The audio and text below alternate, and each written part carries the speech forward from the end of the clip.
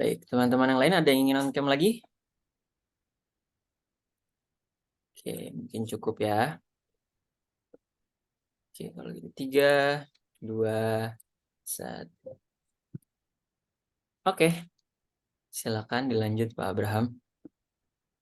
Oke, semangat pagi buat teman-teman yang masih tetap bisa join gitu ya untuk belajar. Kita mau belajar bersama tentang orkestrator gitu ya. Apa intinya nanti kita lihat ada beberapa poin penekanan terhadap pelajaran orkestrator ya.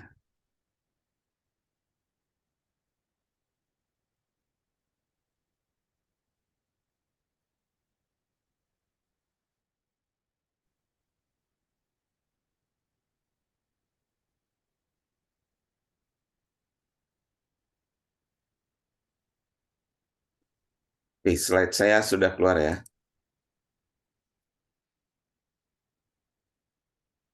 Let's start. Kaki saya agak kesemutan nih, agak duduknya lesehan. Oke,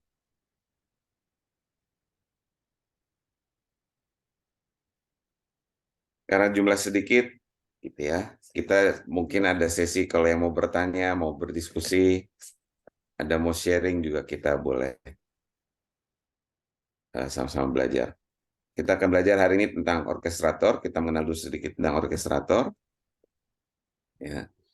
Jadi secara prinsip orkestrator kemarin adalah fasilitas kita untuk mengelola proyek otomasi kita secara remote gitu atau ya on cloud gitu ya. Kita bisa monitor, memantau apakah robot kita berhasil dieksekusi atau gagal.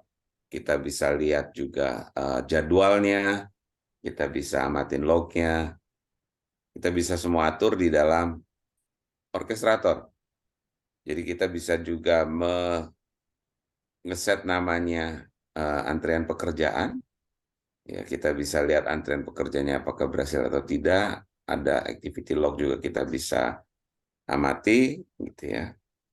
Kita bisa juga memfasilitasi dengan fitur-fitur yang ada di orkestrator untuk kita monitor atau kita integrasi dengan aplikasi yang lain. Gitu. Nah, kalau kita perhatikan, langkah pertama yang paling penting di dalam orkestrator adalah kita mempublish proyek kita kepada atau ke dalam orkestrator.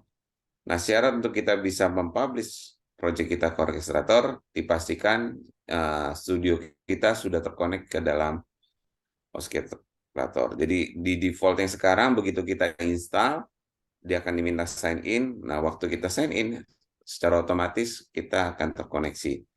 Secara praktis contohnya waktu kita misalkan seperti ini, di bawah kalau kita perhatikan kita akan kelihatan di bagian bawah di sini ada namanya login ya. Artinya kita login ke orkestrator gitu ya dengan akun email apa. Begitu ini sudah ada, berarti kalau setelah kita sign in maka secara otomatis kita sudah login gitu ya. Sehingga kita nanti bisa publish. Ya. Nah, kalau sudah kita publish, maka kita untuk menjalankan project kita bisa cukup bantu dengan namanya UiPath Assistant.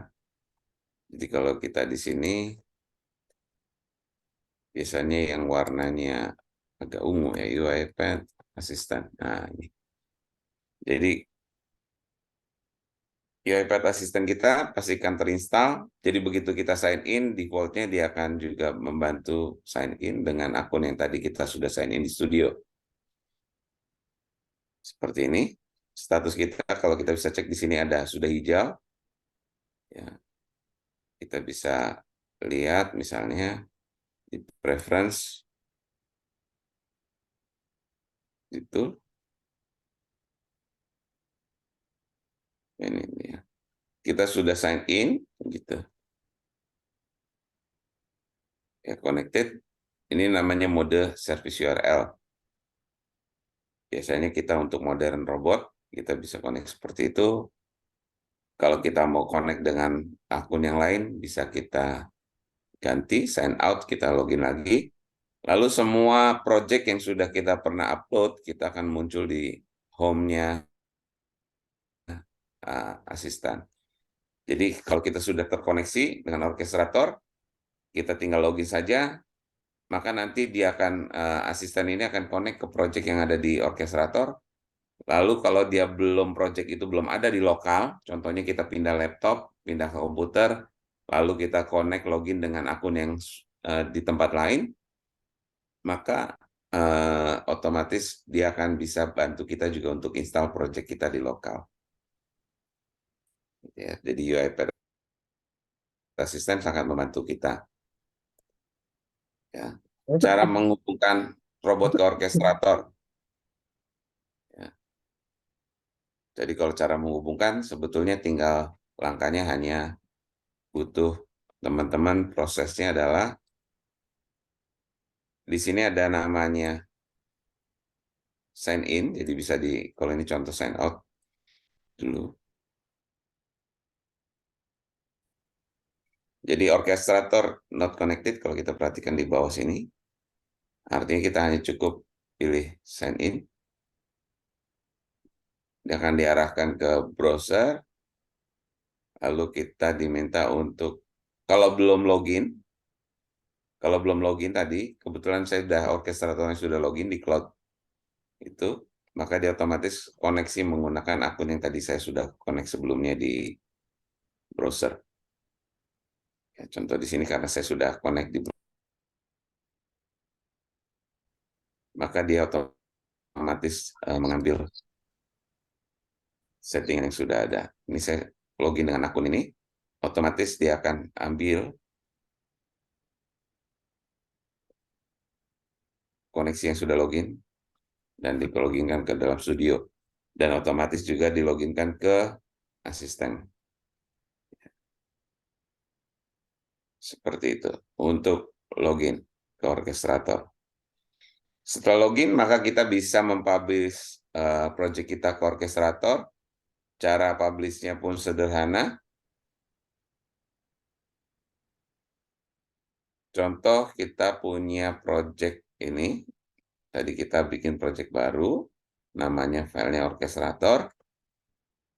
Kita bisa publish dengan tekan tombol publish di ribbon. Secara prinsip, walaupun di sini ada dua file, maka yang akan dijalankan adalah yang ada di dalam main. Gitu ya. Contoh seperti ini, di orkestrator,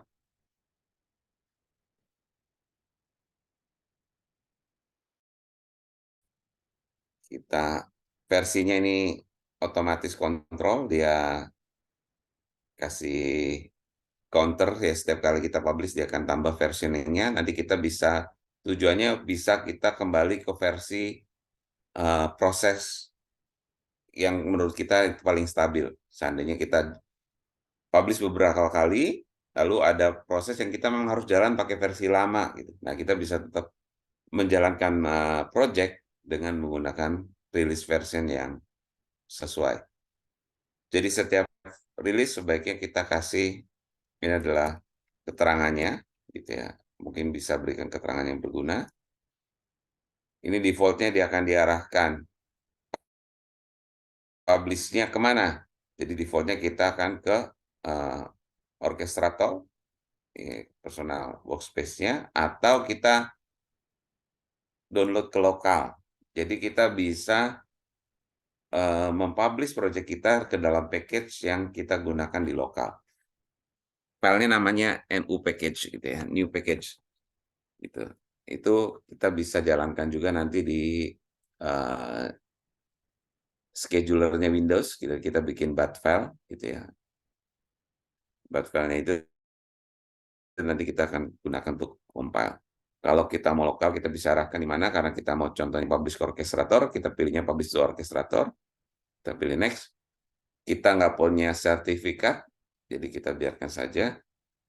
Kalau punya sertifikat, kita juga bisa publish dengan sertifikat kita.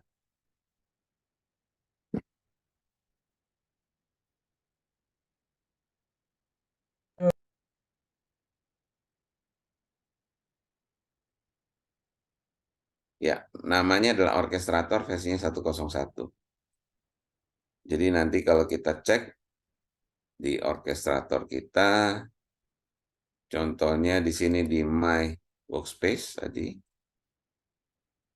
di proses, nanti ada satu proses baru namanya adalah orkestrator 1.01. Ya. Waktu kita update, nanti disediakan, ini ada update gitu, kita upgrade, ditawarkan untuk upgrade. Kira-kira seperti itu untuk publish. Jadi kita cara publish sederhana seperti itu.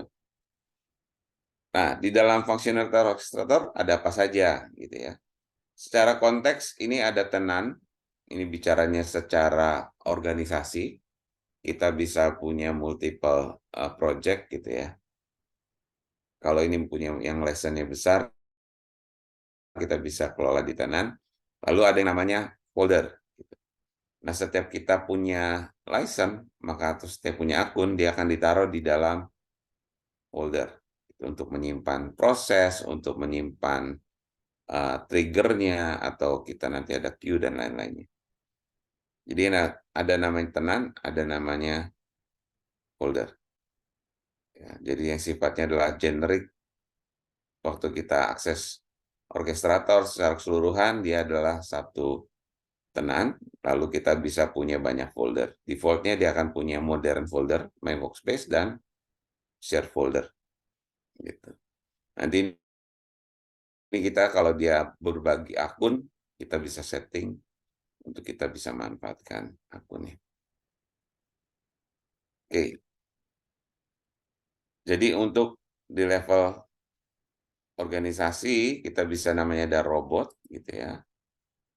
Jadi di sini kita bisa setting, kalau kita perhatikan di ini tampilannya bisa jadi berbeda. Jadi ada di dalam tenan kita bisa setting ada robotnya. Classic robot ini untuk compatibility dengan tipe UiPath yang lama. Jadi kalau dia defaultnya sekarang dia udah modern, begitu dia install di laptop kita, maka dia akan ikutin sesuai dengan nama komputernya. Kalau dulu kita harus daftarkan robotnya secara manual, ya. Lalu kita bisa setting license-nya juga. Ini folder-folder dan aksesnya, gitu ya. Ini yang sifatnya personal workspace, ini ke modern folder. Jadi begitu login, ya bisa otomatis semua data kita simpan di sini. Ada monitoring, kita bisa lihat secara keseluruhan status dari job, gitu ya. Job itu berarti proses yang dieksekusi, gitu ya. Itu ada berapa job yang sedang running. Kalau kita punya banyak mesin, maka kita bisa eksekusi bersama-sama di beberapa mesin. Kalau kita hanya punya license satu, defaultnya kita jalan satu robot, satu proses di dalam satu kali, gitu ya. Kalau tidak dia berantrian. Ini jumlah mesin yang uh, hidup, gitu ya, historicalnya.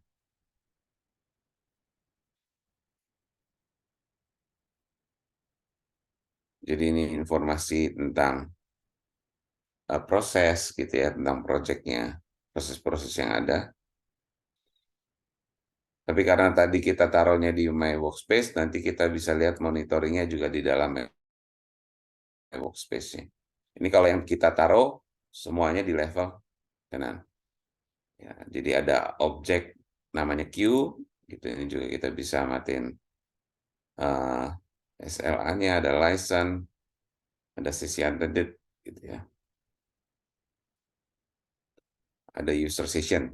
Kalau unattended ini adalah dijalankannya lewat orkestrator, kalau user session itu dijalankan lewat asisten. Ini juga bisa manage access, defaultnya nanti kita setting kalau kita berhubungan dengan unattended saja ya. Ini defaultnya adalah user-user yang ada di dalam role-nya orkestrator. Ini terkait dengan mesin-mesin, gitu ya. Ini karena combine dulu jalan dari yang mesin secara manual. Kalau yang sekarang udah modern, kita nggak perlu nginstal, dia otomatis terdaftar, gitu ya.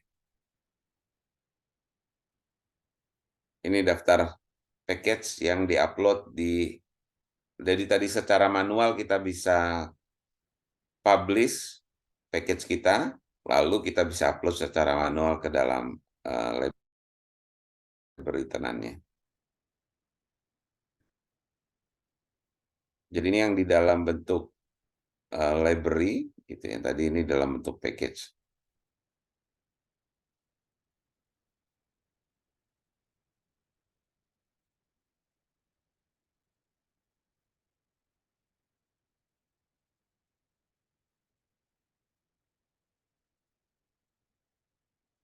Nanti yang umum kita pakai, gitu ya. Sebetulnya yang kita akan umum pakai nanti ada di pengaturan lisensi pastinya. Kita ada akses untuk unattended itu defaultnya adalah 1. Jadi kita akan pakai untuk otomasi yang sifatnya unattended. Gitu. Kalau attended pasti kita bisa jalankan di sini dibilang 2 ya. Lalu untuk melihat alert, kalau ada alert yang dijalankan di level tenang. Ini berhubungan dengan setting general, gitu ya. Apakah kita mau modern folder, classic folder, gitu ya. Ini defaultnya karena masih yang lama, gitu ya. Jadi ini ada settingan yang kita bisa setting terhadap jalannya proses, ataupun nanti ada queue, ada waktu. Waktu ini kita mau setting, kalau kita setting sekarang sebagai UTC, artinya jam 00, bukan jam 00, jam time zone 00 gitu ya, atau kita menggunakan standar Greenwich gitu. Nah, ini akan dipakai untuk setting trigger nanti. Ini mau dijalankan di jam berapa? Kalau kita nggak set dengan time zone-nya, nanti kita akan kesulitan memahami ini mau jalan jam 7. Nah, jam 7 mana nih gitu. Jam 7 UTC plus 7 atau time zone plus 7, atau dari jam UTC. Kalau jam UTC berarti pemahamannya akan berbeda nanti gitu ya. Nah, seperti ini perlu kita set up. Jadi defaultnya dia akan ada di UTC. Kita bisa save. Ada ini kalau tadi kita mau pakai API key, kita bisa pakai API key, connect-nya defaultnya pakai URL tadi ya. Ini kalau ada alert yang kita mau kita setting untuk alert kalau ada notifikasi. Ini notifikasi untuk unattended. Nanti kita naruhnya bukan di sini. Lalu ada pengaturan juga untuk WebSocket gitu ya. Ini kalau kita mau koneksi dengan membaca webhook-nya gitu ya. Lalu ada namanya kalender, jadi kita bisa define. Ini juga sama, waktu kita setup trigger, kita bisa setting robot ini jalan di hari non-holiday gitu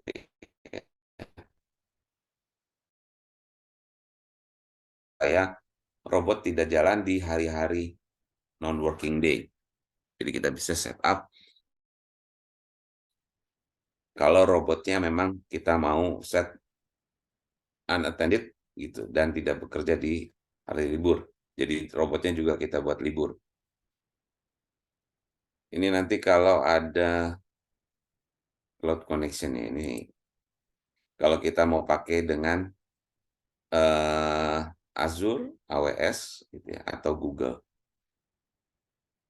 Cloud, gitu ya. Jadi yang sifatnya biasanya kita punya storage atau punya penyimpanan di cloud, gitu ya.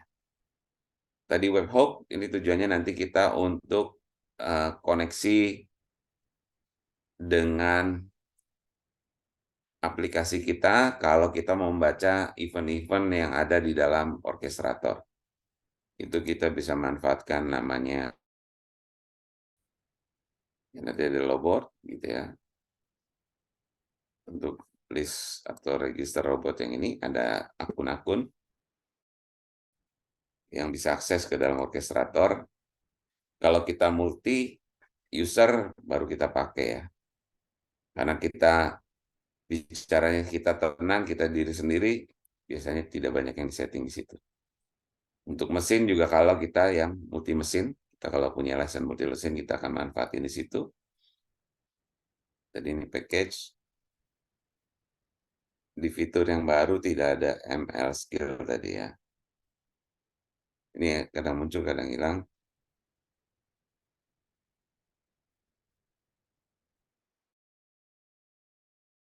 Mau nyimpan kredensial. Ini kalau connect-nya yang di baru namanya nanti bisa di aset kita kredensial.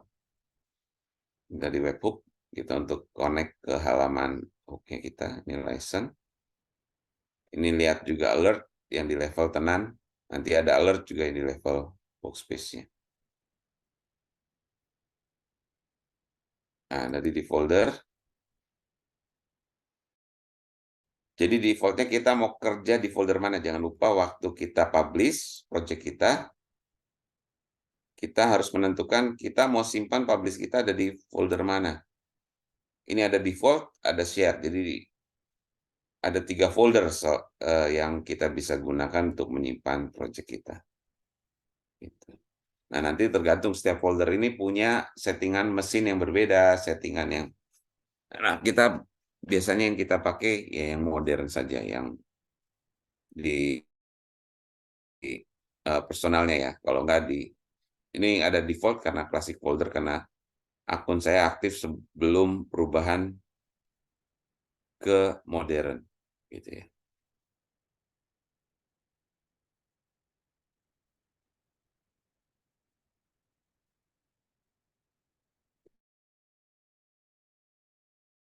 Di dalam folder kita bisa mengamati ada proses, ada aset, ada queue, trigger, user, dan mesin. Ya. Jadi ini panel list item-item yang ada di dalam folder tersebut. Ini ada status monitoringnya, ada informasi juga tentang monitoringnya. Nah, biasanya kita pakai nanti di orkestrator sebetulnya seperti di sini. Ini kita bisa melihat jumlah proses yang tadi kita punya, yang kita bisa execute. Waktu suatu proses, jadi project yang diupload akan menjadi proses ke dalam orkestrator. Proses yang kita execute akan namanya job. Gitu ya. Jadi kita bisa, misalnya seperti ini, kita bisa start, maka dia akan start dia sebagai start job. Gitu. Jadi kita bisa setting job kita.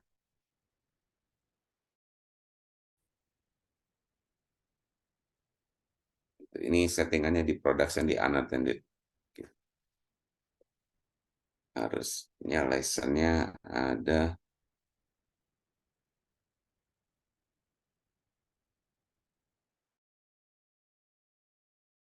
Start the job, maka dia akan di dalam job.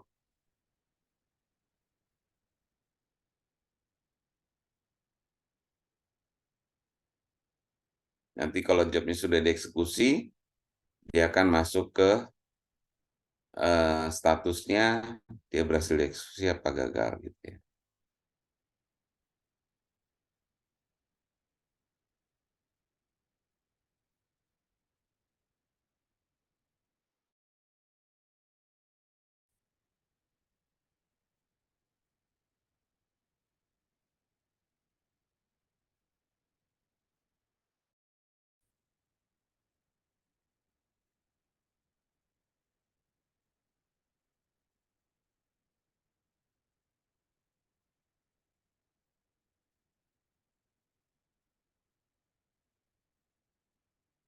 Ya, ini dengan asistennya dia masih belum bisa menginstal. Jadi kalau kita jalankan tadi di orkestrator harusnya juga jalan. Ini tadi si asistennya belum berhasil.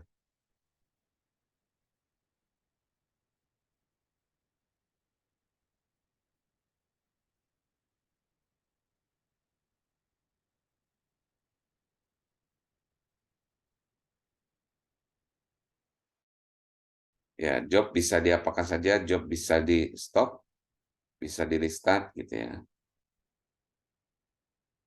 Ini sepertinya masalah di license. Ya, nanti settingan license-nya kita perlu cek. Oke, di tampilan mana? Kita coba halaman yang lainnya, yang baru nih. Ada trigger, jadi ada job, ada trigger, gitu. Yang defaultnya ada proses, job, trigger. Trigger ini untuk kita mengatur scheduling dari proses. Jadi proses yang dieksekusi akan jadi job, nanti bisa jadi proses itu dieksekusi berkali-kali, ada banyak job, atau proses itu dijadwalkan. Waktu dijadwalkan, di waktu triggernya tereksekusi, maka dia akan create job baru. Nah, semua aktivitas di job, dia akan punya log yang kita bisa lihat apakah berhasil, ada gagal. Karena itu kemarin kita ada activity namanya log message. Jadi sangat baik kalau kita menambahkan log message supaya kita bisa baca log dari activity proses kita itu di orkestrator. Jadi akan lebih mudah. Nah, ini nanti ada monitoring berapa mesin yang jalan, berapa proses, berapa queue yang sudah diproses. Ini kita bisa juga pantau. Nah, di dalam pembelajaran kita nanti kita akan targetnya di hari ini mengenal tentang bikin queue gitu ya, atau bikin antrean. Ya. Ada juga nanti namanya aset. Gitu. Contoh, kita contohkan dulu yang kita punya queue. Ini contohnya kita punya ada 3 queue. Kita contoh bikin queue. Contoh bikin queue. RPA. Pro A.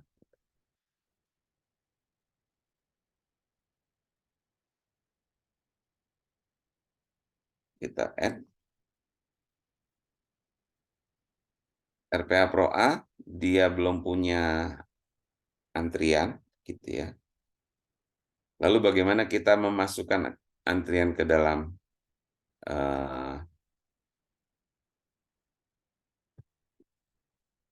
kita contohkan seperti ini. Untuk menambahkannya ada namanya add queue. Semua activity yang berhubungan dengan queue bisa cek di sini, cari ketikin di filternya queue. Inilah activity yang sudah pre-install yang kita bisa pakai untuk berhubungan dengan queue. Yang modern kita jauh lebih mudah, dia otomatis sudah terkoneksi dengan orkestratornya, jadi tinggal kita pilih queue-nya ada di folder mana. Gitu. Lalu kita tinggal pilih nama queue-nya.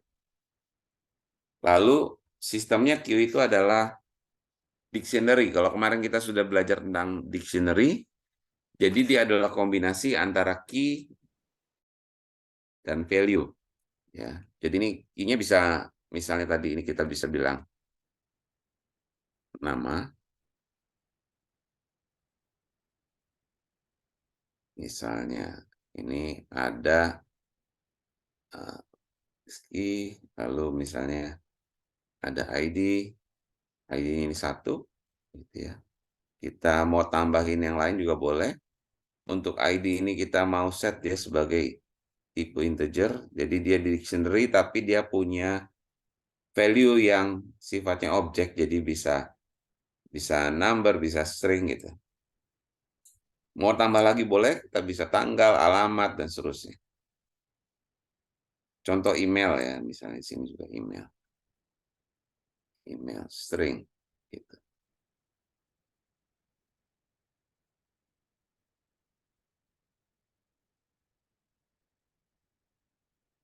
Standarnya string, dia harus pakai ini. Boleh nggak di value ini manggil variabel? Boleh, gitu. Boleh sekali. Ini kita bisa save. Jadi ada 3 item di dalam dictionary yang ditambahkan ke dalam queue ini.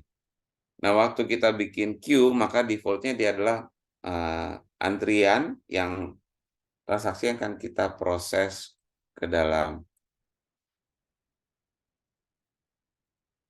sistem ya. Contoh kita run.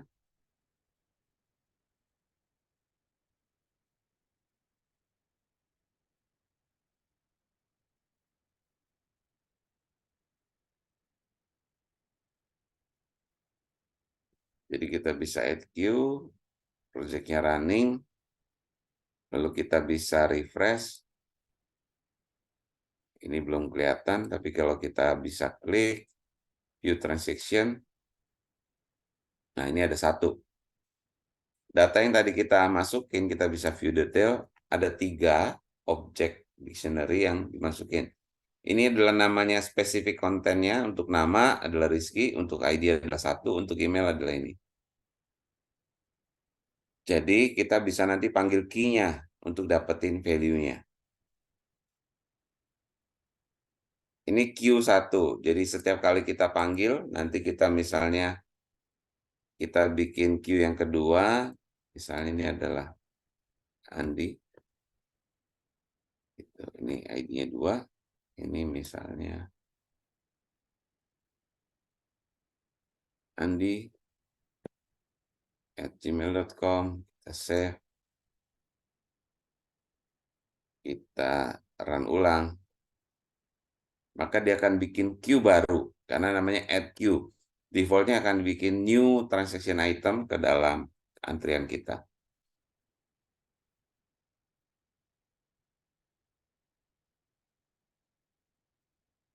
Jalan, selesai, kita balik lihat di queue-nya. Sekarang ada 2, antrian paling baru ada di atas. Kita bisa lihat nih Andi nomor 2. Ya.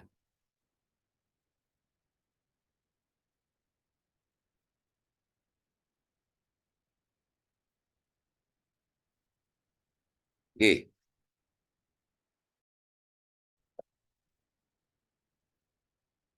Jadi ini dengan proses ambil gitu ya antriannya. Jadi kita mau lihat nanti bagaimana kita mengambil antrian ke dalam objek queue-nya. Jadi ini contoh menambahkan transaksi antrian gitu queue. Ini harusnya ada 2 ya, teman ini nggak kelihatan. Tapi kalau kita lihat di listnya, view transaction-nya, ada 2. Nah, kita akan bermain-main nanti dengan queue. Selain ada queue, ada juga namanya aset. Kalau queue itu levelnya adalah transaksi yang kita bisa tambahkan, kita bisa set statusnya berhasil atau gagal, atau kita bilang disuspend. Transaksi itu bisa juga di-delete gitu ya. Tapi akan diproses dengan konsep namanya antrian. Jadi urutan berdasarkan first in, dia akan dilayani first out. Kalau kita baca transaksinya ya. Jadi dia first in, first out. Kalau ada priority, maka kita bisa ambil berdasarkan priority-nya. Jadi walaupun dia first last in, gitu bisa jadi kita buat dia priority untuk diproses lebih dulu. Kalau dia priority-nya high. Kalau priority-nya low, ya itu dieksekusinya bisa jadi urutan yang paling terakhir. Jadi dia akan dilakukan urutan sesuai dengan high, normal, atau low. Sedangkan aset itu lebih cenderung adalah variabel. Kalau kemarin kita punya variabel yang di level sequence, ada variabel yang kita bisa memindahkan data dari satu proses workflow ke workflow yang lain, itu kita pakainya argumen, passing value antar proses itu lewat argumen. Sedangkan ada yang namanya aset. Variabel ini ditujukan untuk kita bisa diakses di level project. Gitu. Jadi kita bisa menggunakan variabel yang sama untuk di semua project kita. Nah, contohnya apa? Mungkin kita punya aset, misalnya apa ya, nama folder misalnya, atau nama project, atau nama signature kita, misalnya kan gitu, yang kita akan tambahkan di project. Atau juga misalnya di dalamnya adalah kredensial, username dan password. Username dan password untuk misalnya akses ke Gmail, atau username password untuk akses ke aplikasi kita. Nah, kita bisa taruh di aset namanya kredensial. Nah, selain dengan istilahnya,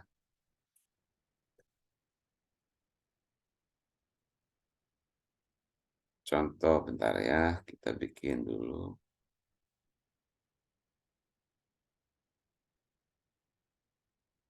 Ini kalau kita lihat di sini,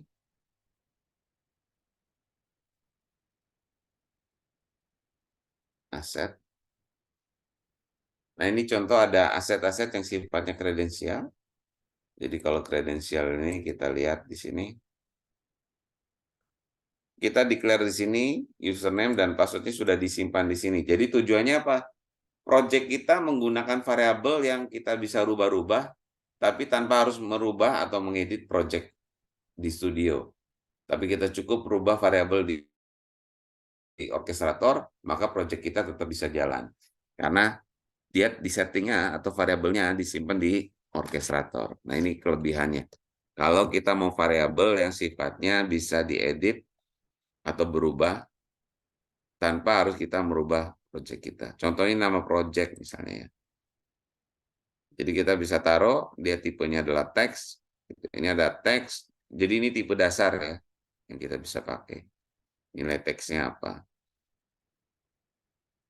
Ada juga kalau kita bisa add,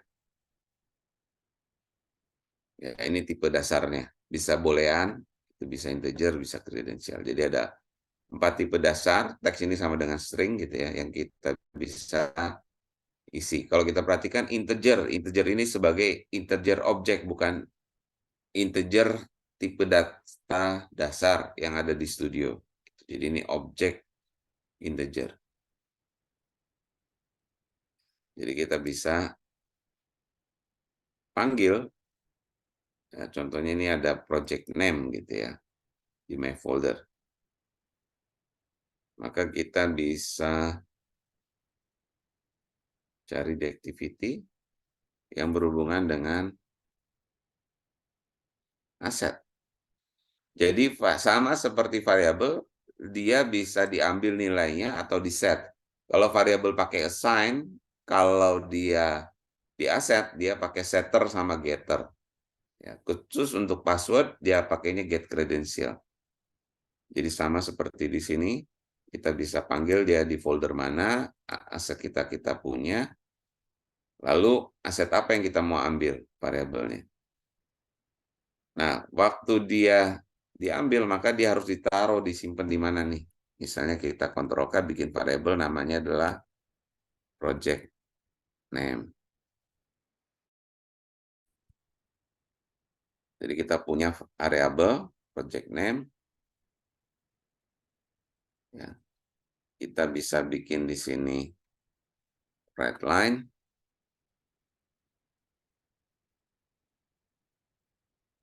Project name.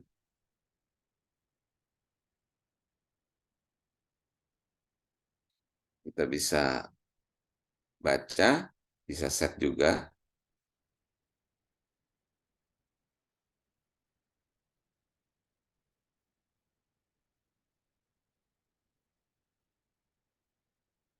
harusnya Politeknik Subang gitu ya. Kita lihat di output Politeknik Subang. Bolehkah kita set gitu ya, atau kita memberikan nilai baru? Boleh juga, kita tinggal set sama. Di sini kita bisa pilih foldernya, variabel yang kita mau akses, lalu kita mau ganti dengan misalnya adalah RPA Pro A gitu ya, 2023 gitu. Jadi ini kita memberikan nilai string karena kita tahu project name ini adalah string. Gitu kita running.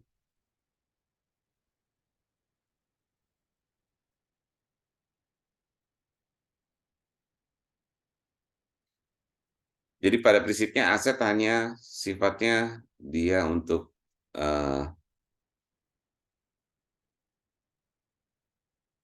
mencatat variabel di level orkestrator. Jadi kita punya banyak project bisa pakai variabel yang sama. Selama itu diizinkan, kita bisa cek refresh, berubah ya variabelnya. Gitu. Jadi secara prinsip dia adalah manage variable gitu ya. Oke, ini dengan aset gitu. Kalau kredensial jadi nanti ada username-nya, ada password gitu ya.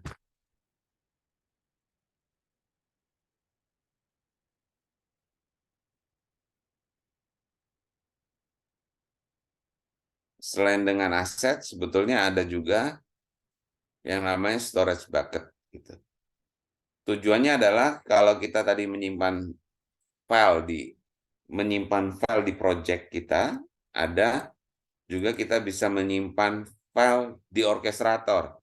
Tujuannya apa? Kalau ada konfigurasi yang sifatnya general, yang kita bisa pakai oleh beberapa project, kita bisa taruhnya di storage bucket ini.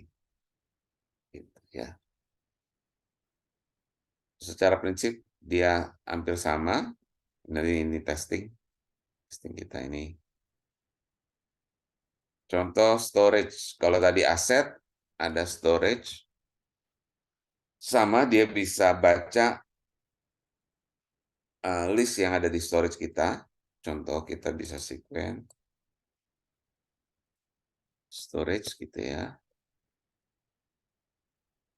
Contoh kita bisa storage bucket, kita bisa tambahkan, kita bikin folder. Misalnya foldernya adalah Pro A, latihan, bucket gitu ya. Ini juga bisa punya lebih storage-nya juga di orchestrator itu sendiri, atau kita mau simpan di object storage-nya punyanya AWS ataupun punya Azure. Jadi kalau kita punya storage eksternal di cloud, kita bisa koneksikan ke dalam orchestrator. Ya, kalau kita mau koneksikan nanti pasti butuh settingan yang lain ya, gitu untuk objek gitu ya. Nanti bisa minta ke admin networknya untuk storage-nya. Tapi kita latihan menggunakan default storage yang disediakan oleh orchestrator. Nah, nanti di sini ada folder, kita bisa masuk ke dalam foldernya. Di sini kita bisa upload new file kalau kita mau punya file.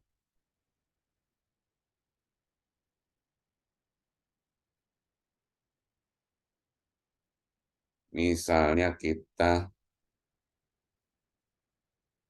punya latihan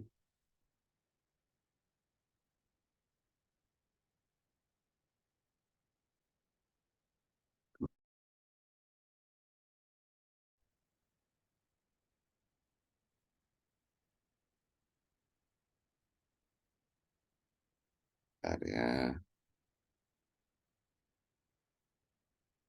kita taruh di project ini dulu, di project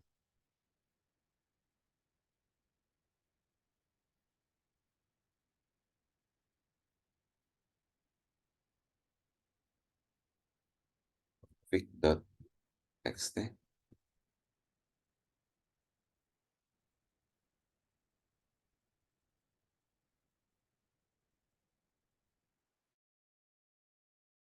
Ya, isinya adalah 1, 2, 3, 4, 5 gitu ya. Save. Oke, kita punya file di latihan orkestrator. Bisa kita upload. Adanya di dokumen.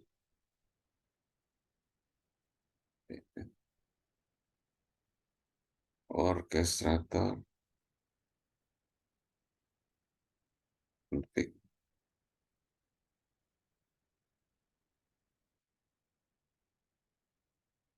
Jadi sama dengan file kita taruh di sini. Bisa kita download, kita bisa upload gitu ya.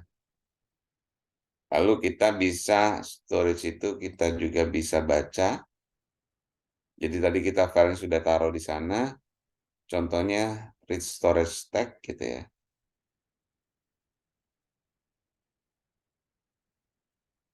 Tadi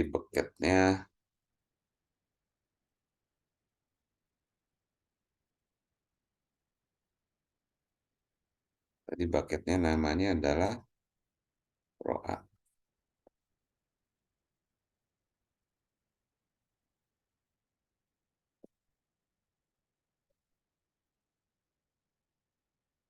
Config.txt.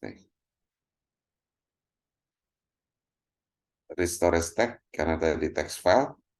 Ini outputnya kita simpan. Misalnya ini adalah Ctrl K str config gitu ya. Kita bisa write line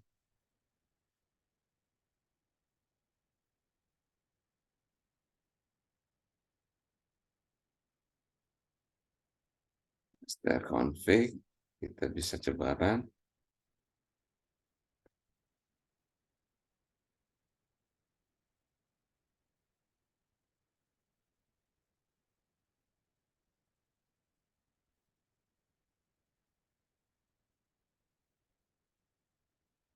Oke, robotnya jalan, robot selesai. Kita bisa lihat di output dia 1, 2, 3, 4, 5. Dia bukan baca yang di lokal ya, tapi yang ada di file yang di sana. Kita bisa juga tulis, tadi activity-nya adalah write storage tag misalnya. Sama, bucketnya tadi kita bisa tulis dengan nama bucketnya, nama foldernya, ProA. Path-nya adalah tadi adalah config.txt. Teksnya kita bisa isi dengan gitu ya, RPA misalnya kan gitu, DTS ProA gitu, 2023. Jadi kalau kita cek, kita run, dia akan baca dulu, lalu tulis nilai di existing gitu ya, ke konsol, lalu dia update isinya.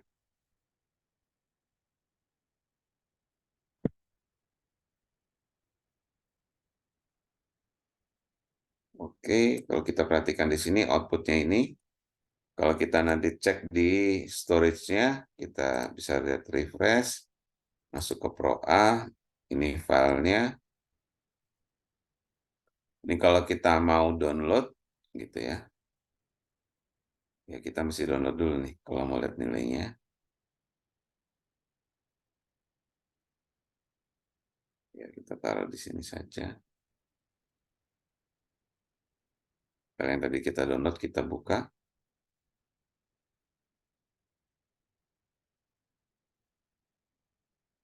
Ya, sudah berubah config txt-nya.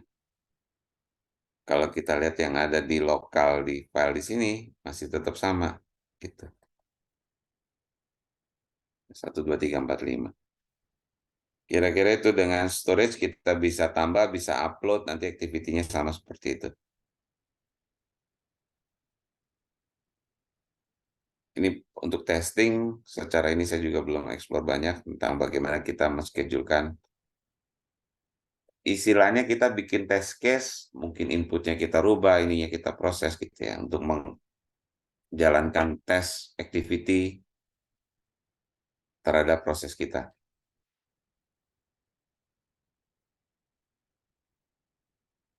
Ini tadi setting permission dengan mesin, dengan hak aksesnya nanti ada di sini. Jadi kita termasuk nanti settingnya untuk unattended gitu ya. Ya kita lihat di yang di tadi kita sudah cobain tentang workspace dan ini. Kita lanjut ke queue sama aset. Tadi storage bucket juga bisa kita manfaatkan kalau memang ada penyimpanan text file yang kita mau manfaatkan. Gitu. Nah, secara prinsip orkestrator itu kita memampukan untuk mengelola namanya queue antrian. Ya. Nah, di sini bisa juga orkestrator dijalankan. Kita jadi contoh ini defaultnya kalau belum connect kita bisa sign in. Kita tinggal pilih akses akunnya mau pakai Gmail atau mau pakai username password. Disamakan di bawah login yang seperti tadi. Tadi contoh publish. Kita akan masuk ke queue gitu ya.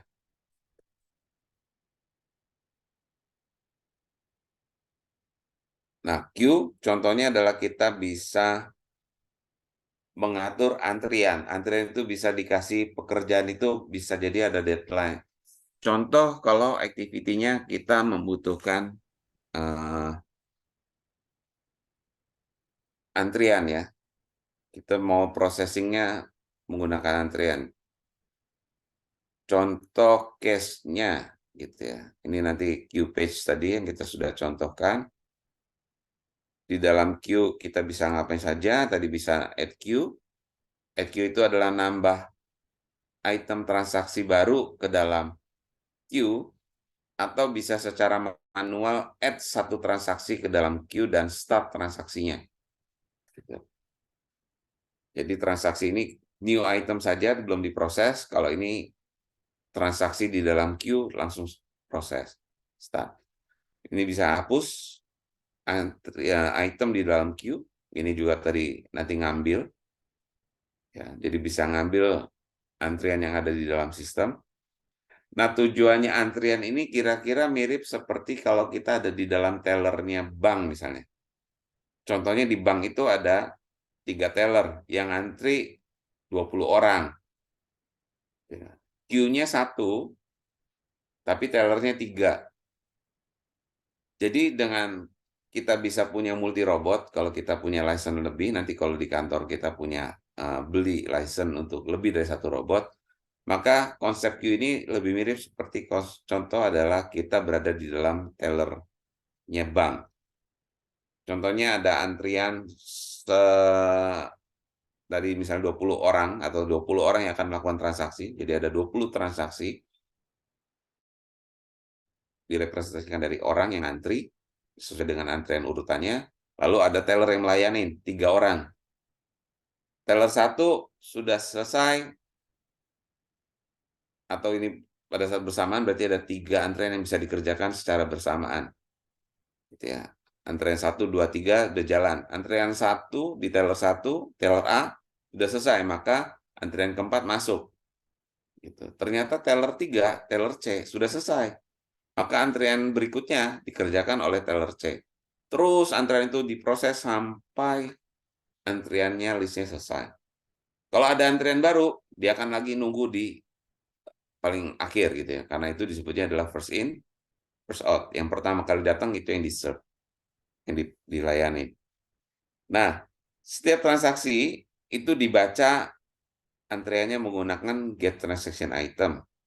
Gitu ya. Waktu diambil transaksinya oleh teller 1, oleh teller A, gitu ya. Teller B dan teller C semua menggunakan get transaction item.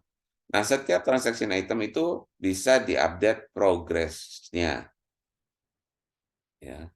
Jadi progress-nya ini kita bisa uh, di set apakah berhasil, apakah gagal, ataukah mau dipospon, kan gitu.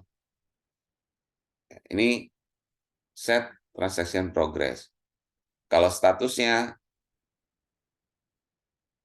kalau progress itu lebih cenderung ke in progress, tapi kalau status tadi adalah failed success gitu ya. Jadi kalau dia sukses, maka dia tidak akan diproses lagi, gitu ya, akan selesai dari antrian. Tapi kalau yang in progress berarti sebenarnya masih di antrian gitu.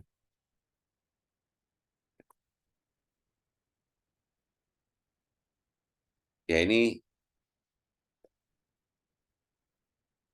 kalau wait queue item katanya dia ambil queue, saya jarang pakai juga gitu ya. Ini lebih cenderung dipakainya nanti hanya di batas nambah, tambah transaksi, delete, ambil queue dan seterusnya sama status. Ini ngambil dari data table secara bulk ditambahkan ke dalam, jadi udah dalam bentuk row data table-nya. Tadi kan dictionary ya yang kita masukin di dalam transaksi itemnya. Ini bisa secara bersamaan bulky ya ke dalam transaksi antriannya. Oke, ini dengan nanti contoh case-nya ya.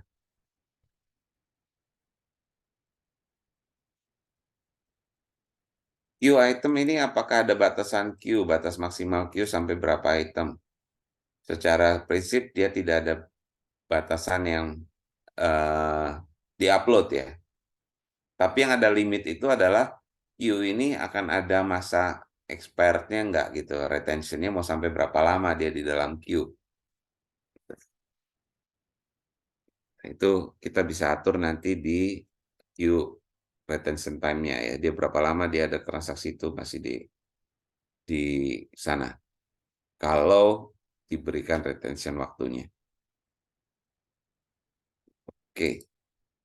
Contoh case-nya sebentar ya. Contoh real case-nya yang saya pakai, contoh case project-nya kira-kira saya gambarkan seperti ini.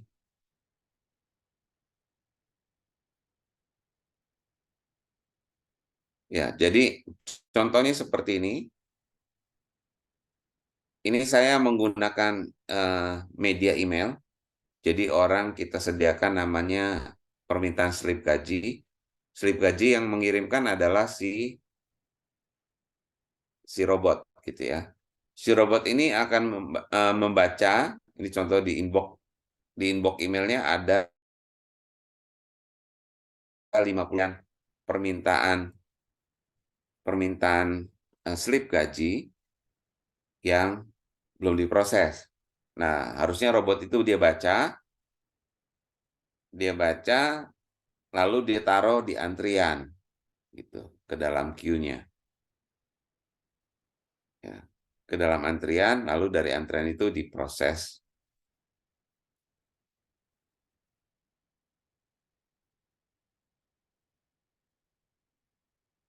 Ini contoh penggunaan queue.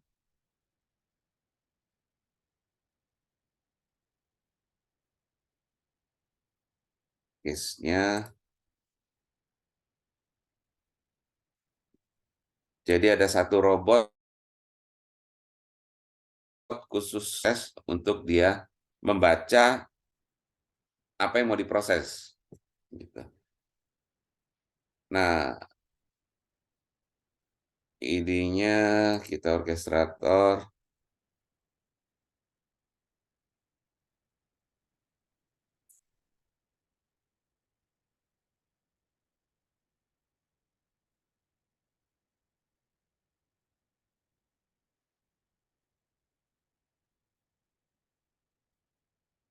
Queue-nya ada satu. Ini contoh di slip gaji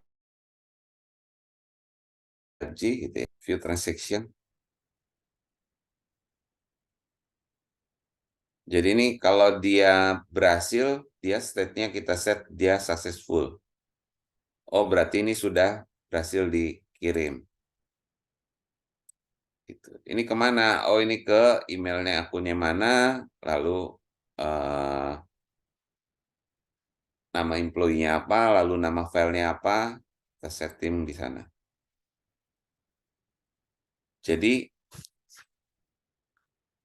konsep yang dicontohkan di sini adalah dia baca permintaannya,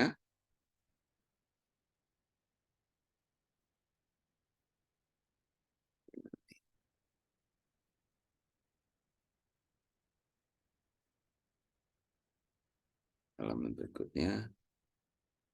Contohnya employee self service-nya adalah seperti ini. Dia akan baca permintaannya, lalu setiap kali ada permintaan akan dikasih notifikasi, lalu setelah selesai dia akan kirimkan lagi ke usernya file PDF dari slip gajinya dan password gitu ya untuk membuka file slipnya. Jadi PDF by default dia tidak di password, tapi oleh robot dia akan encrypt di password, baru dikirimkan ke user yang minta layanan slip gaji. Jadi ini employee self service yang diaplikasi, nanti dia dikasih standarnya, lalu dia akan baca permintaannya dari mana, dari subjeknya, dari subjek dia akan dibaca, oh ini minta slip gaji bulan 6, bulan Juni, oleh ID nomor berapa, lalu nama usernya siapa. Gitu ya. Nah ini akan ditaruh di dalam queue-nya. Lalu ada satu proses lagi, dia akan mengencrypt dan mengirim email. Kira-kira itu contoh penerapan ini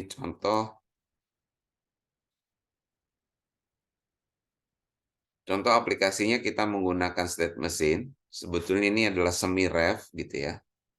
Dia akan membaca transaksi datanya, lalu dia proses. Dia baca transaksi datanya, dia proses. Jadi ada proses untuk tadi khusus untuk membaca email dan mengupload ke queue. Lalu ada yang berfungsi untuk melakukan baca dari antrian lalu proses gitu ya. Karena di dalam proses ini ada beberapa tahapan yang harus dilakukan. Begitu dapat antrian, oh ada permintaan atas queue yang tadi gitu ya. Queue-nya yang sudah kita masukin di dalam queue ini new awalnya gitu. Lalu dia akan proses. Contoh sebentar saya stop dulu, ini nanti contoh saya.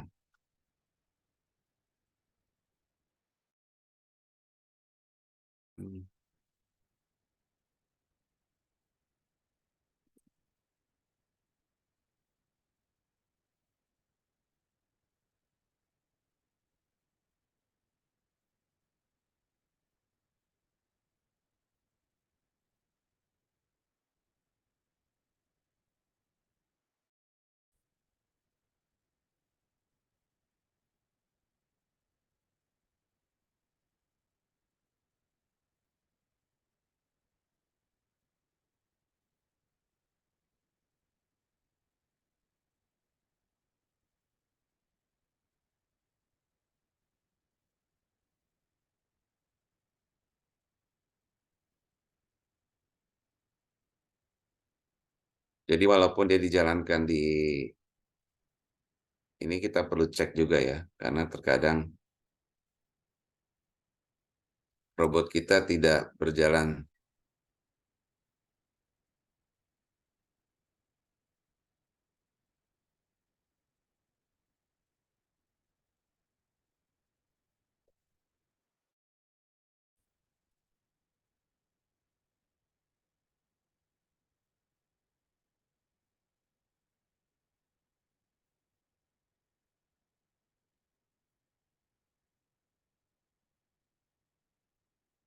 Oh ya, iya, iya.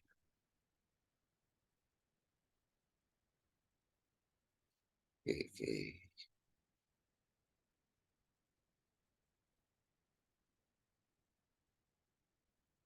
Coba saya share lagi.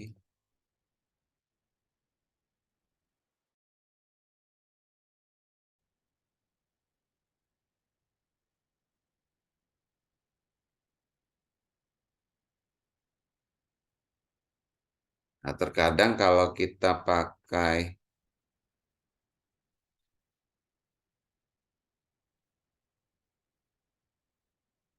Gmail gitu ya.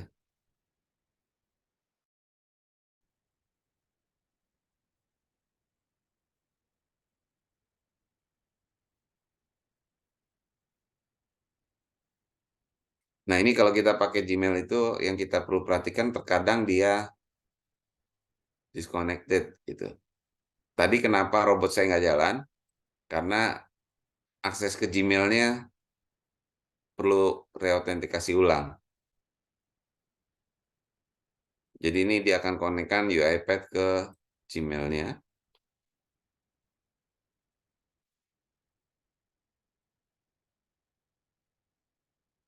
Jadi untuk integration service-nya ini terkadang dia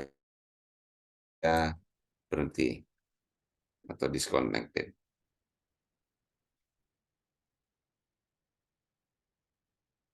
Ya. Jadi kalau ini connected, seharusnya robot saya akan membaca. Contohnya di sini. Kebetulan yang saya contoh pakai di sini adalah saya tidak menggunakan orkestrator, tapi saya menggunakan task scheduler. Jadi robot saya ada di virtual mesin.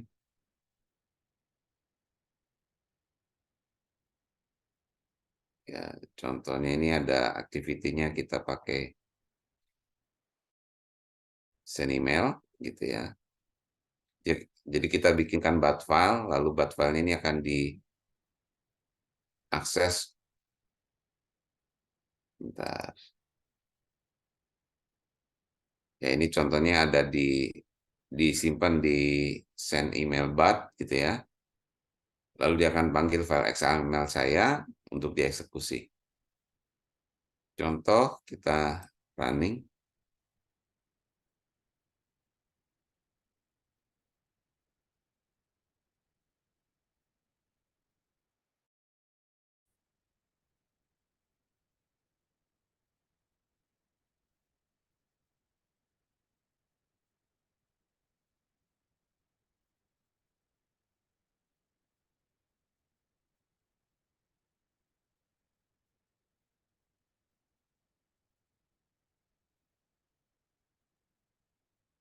Contoh kita lihat di sini.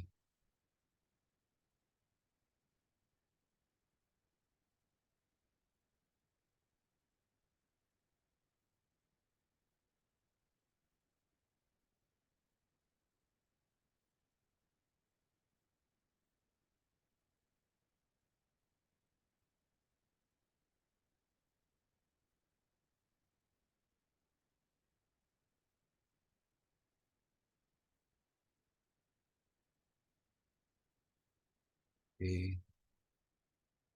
Sepertinya ini robotnya belum mau jalan. Oh, ini error. Timeout.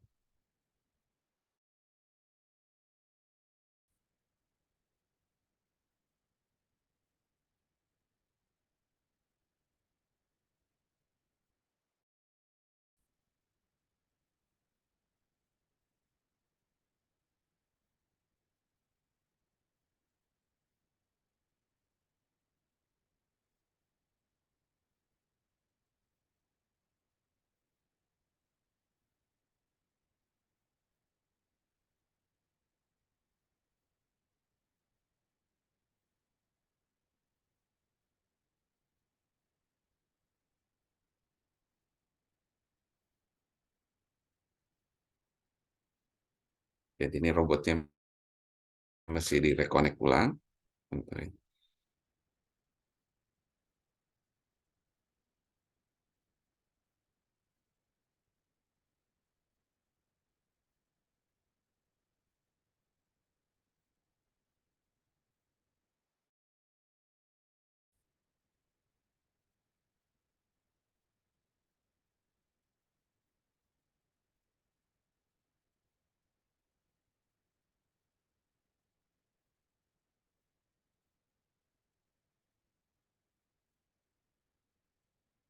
Ini kelihatannya problemnya saya mengklon laptop saya taruh di virtual.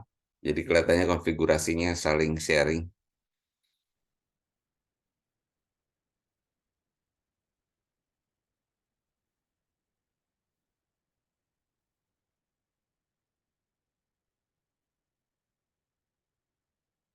Oke.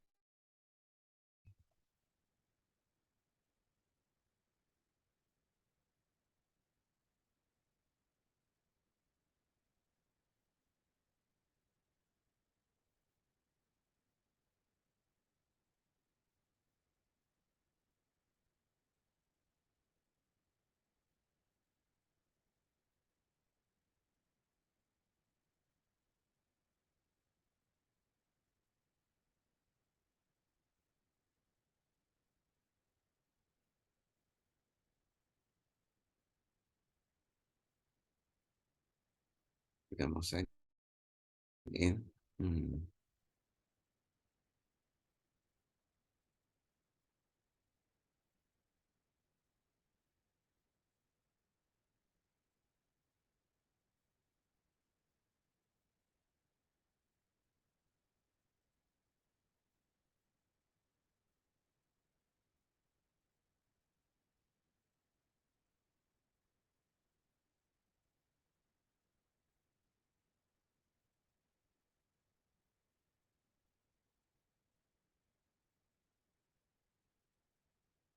Kelihatannya ada.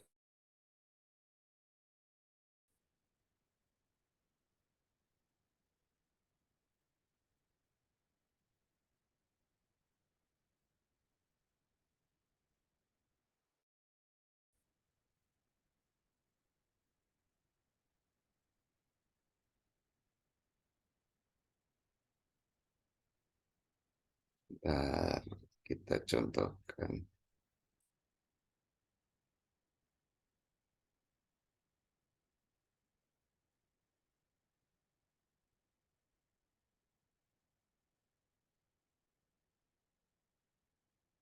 Dia larinya ke Edge ya untuk koneksinya ini.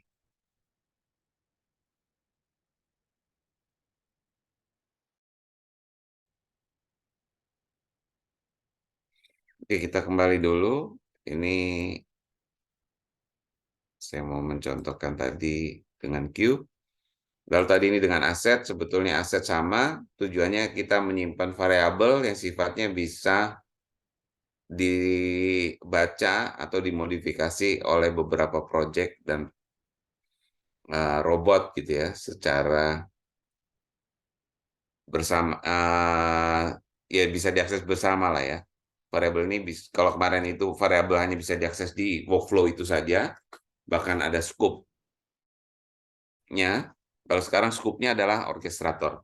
Jadi semua yang bisa akses ke orkestrator kita itu bisa menggunakan variabel tersebut. Cuman tipenya memang hanya dibatasin teks, boolean, integer, dan kredensial. Ya, jadi kita bisa bikin aset kita bisa modifikasi, bisa kita set gitu untuk akses ininya.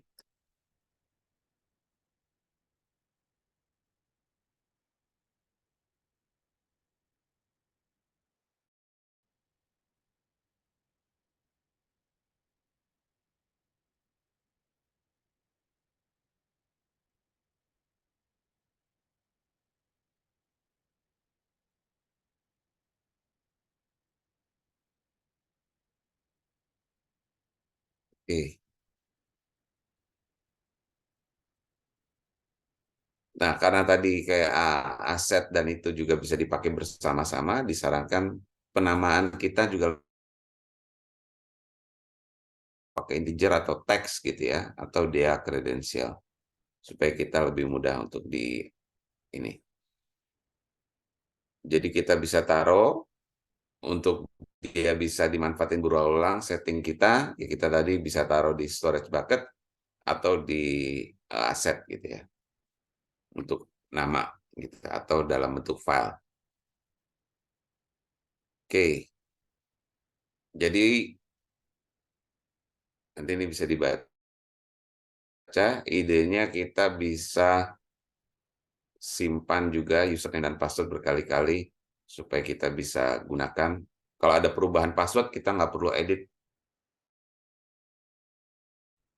Ya, misalnya ada contoh policy-nya, kalau kita ngakses email tadi emailnya berubah-ubah nih passwordnya gitu ya. Kalau kita taruh di project, maka projectnya kita harus edit terus gitu ya. Kalau kita taruh di variabel. Untuk queue item, pastikan nama queue itu adalah unik karena dia akan dipakai oleh pemanggilan dengan berdasarkan nama queue-nya. Contoh untuk kita, contoh di sini untuk kita misalnya tadi sudah punya queue, tadi yang A, kita contoh lihat di sini di Pro A, nah ini udah mulai kelihatan ada 2, update-nya butuh waktu. Di Pro A ada 2, yang pertama itu nilainya adalah Andi, namanya ya, sama email kita bisa ambil nanti.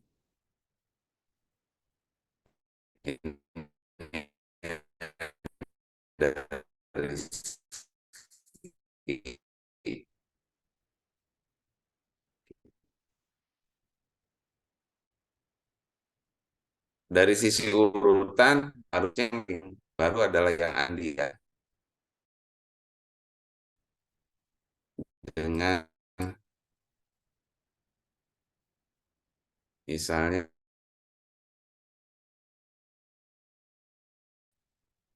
get queue, contoh kita bisa get queue items untuk ngambil queue, kita sama,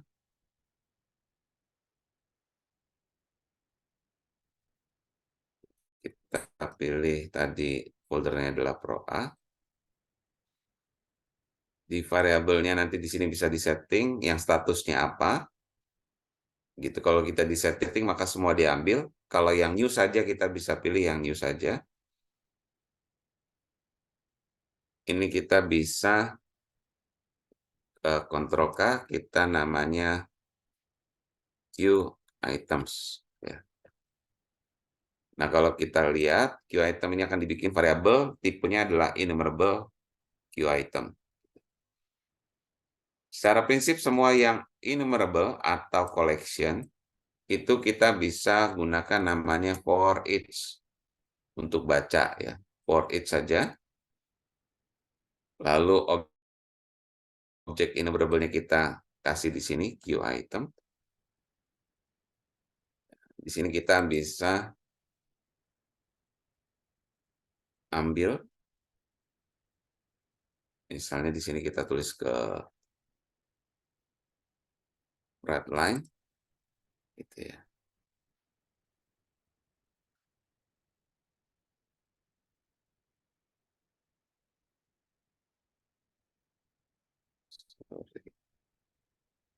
Red line.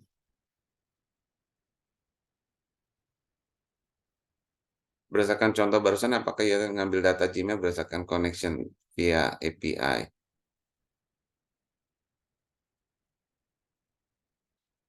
UIP bisa ngambil data dari aplikasi sedang aktif, bisa. Gitu. Tadi itu saya menggunakan namanya koneksi ke Gmail.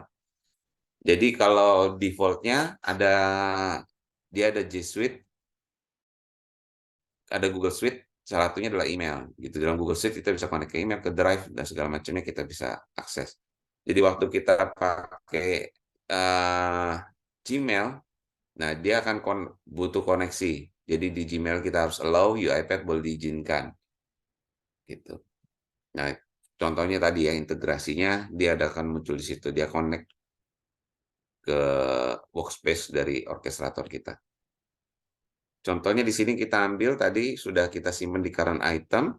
Dot di sini adalah tadi ada specific content gitu ya. Kontennya tadi misalnya kita mengambil adalah nama. Kita panggil di sini adalah toString.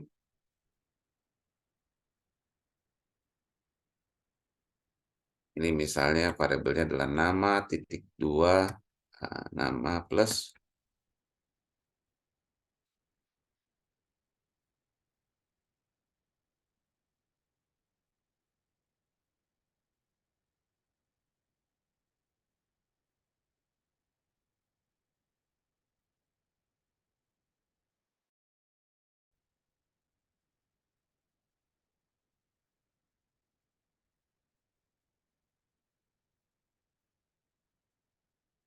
ada nama, tadi ada ID,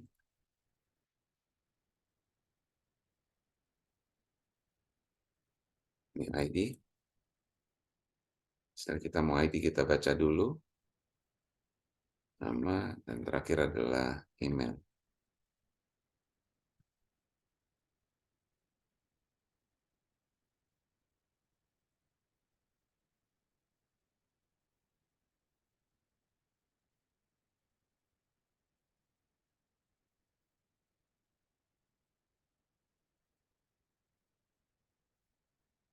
Save. Jadi kalau kita jalankan, run,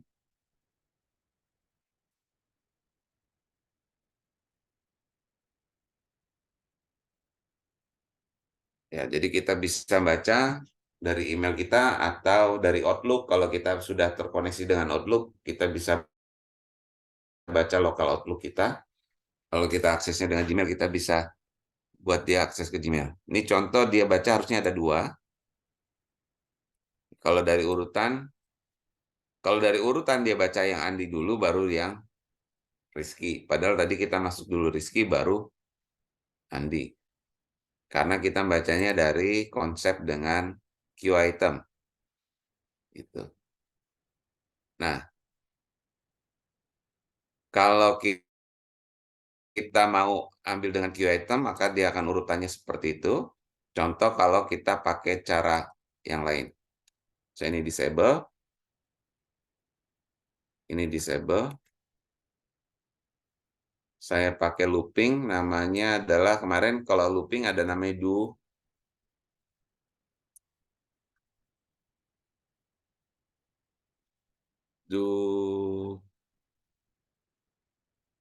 while gitu ya.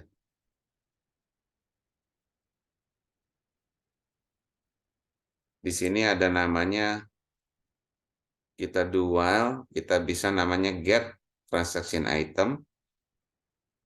Kalau tadi queue yang diambil adalah objek yang ada di queue, kita bisa ambil state-nya ya, yang new, yang successful.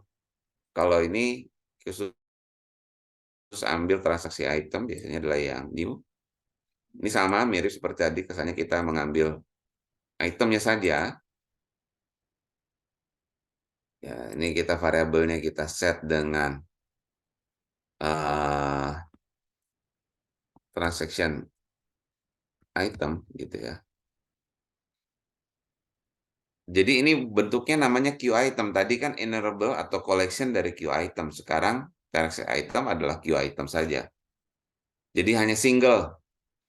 Ya, jadi dalam satu saat dia adalah satu objek yang membaca gitu ya. Queue itemnya cek di sini if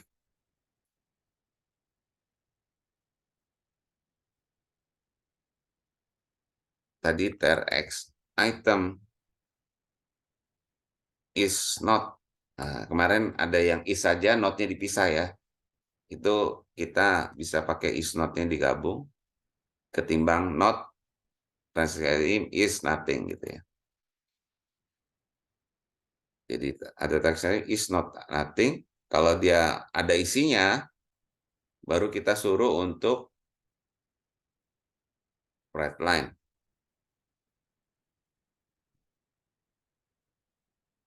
Write line. Nanti ini mau ditaruhnya ke mana? Ke Excel boleh enggak? Bisa juga gitu. Silakan saja. Nah, kita bisa namanya sama kayak tadi, misalnya ini ID gitu ya. ID-nya dulu plus kita bilang tadi TRX item dot.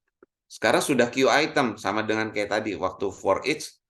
Waktu for each berarti dari enumerable tadi, dari collection diambil satu-satu atau sudah menjadi objek queue item. Ini setara dengan di sini.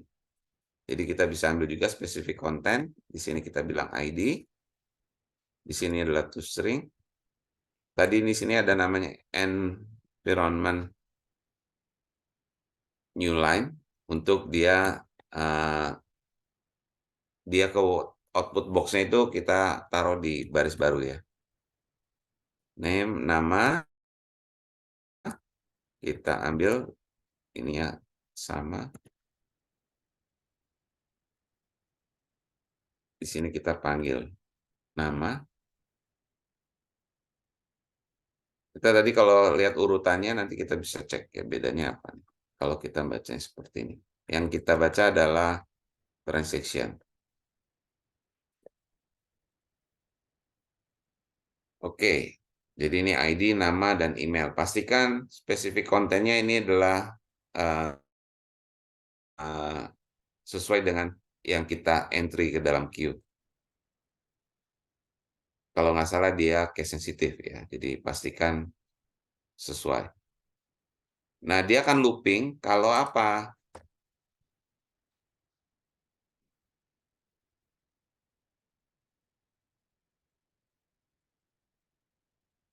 Jadi objeknya namanya apa? Objeknya adalah transaction item kan tadi ya. Nah, transaction item ini tidak dikenalin di luarnya. Jadi hanya dikenalin di body. Jadi taruh di luar dimensi sequence-nya supaya dia bisa dibaca di sini. Kalau transaction ini sekarang kalau saya tidak tab kayaknya dia tidak berubah nih. Bentar. Ini mesti dirubah baru tab. Pastikan dia berubah. Nah, di sini direction item selama is not nothing.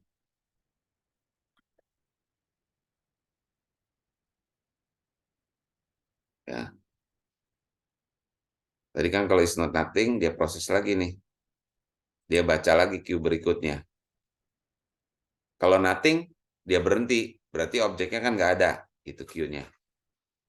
Nah, lalu kita bisa set transaction status. Jadi setelah dibaca, kalau di contoh tadi looping yang tadi, ini statusnya masih tetap new aja. Gitu. Nggak tahu ini sudah diproses atau belum. Nah, kalau di sini kita bisa ini transaction itemnya tadi objeknya adalah TRX item tadi kita set successful. Jadi state-nya ini bisa dipilih failed atau success. Kalau ada prosesan yang lain ini contohnya prosesnya hanya nyatet ke layar gitu ya. Oke. Ini contoh saya state statusnya kalau berhasil successful lalu kondisinya di sini dia akan looping selama dia ada isinya. Contoh kita jalankan.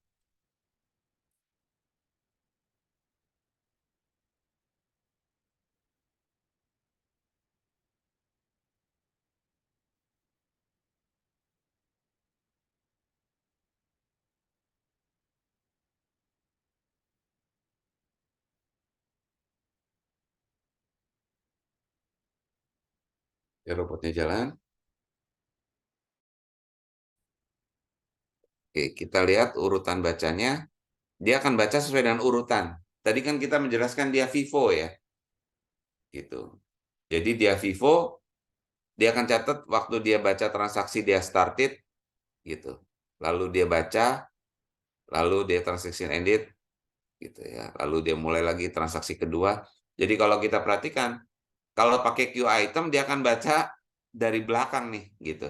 Tapi kalau kita pakai get transaction, maka Vivo-nya itu dijalankan. Dia yang pertama datang dia first serve gitu ya.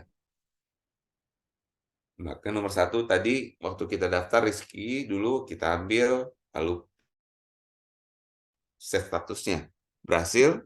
Kalau tadi ini masih new, harusnya kalau sekarang successful.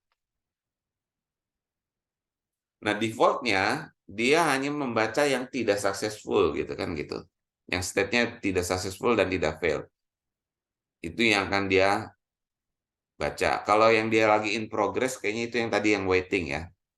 Gitu. Kalau defaultnya dia get, itu dia selalu yang new. Gitu. Nah itu nanti ada pertanyaan khusus di dalam proses verifikasi, yaitu pertanyaan tentang state dari queue. Jadi dia baca, dia started, tasnya, lalu state-nya bisa di set dari new ke successful atau fail, atau kita state in progress tadi ya. Karena ada namanya di postpone gitu. Atau set transaction progress kalau prosesnya memang cukup panjang. Dari saya tentang uh, queue kira-kira seperti itu.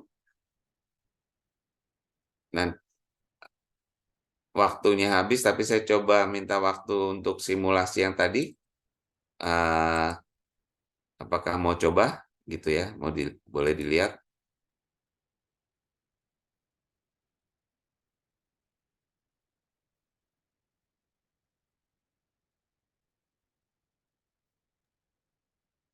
Mungkin masih nggak apa-apa, Pak. Silakan. Kalau ada yang mau nanya boleh. Tadi yang contohkan tadi yang email saya belum berhasil karena si iPad-nya memang dia tadi putus dengan Gmail-nya. Ya, jadi contohnya ini ada 55 gitu ya. Ini security alert-nya tadi dia ngasih tahu kalau ada koneksi dari iPad gitu.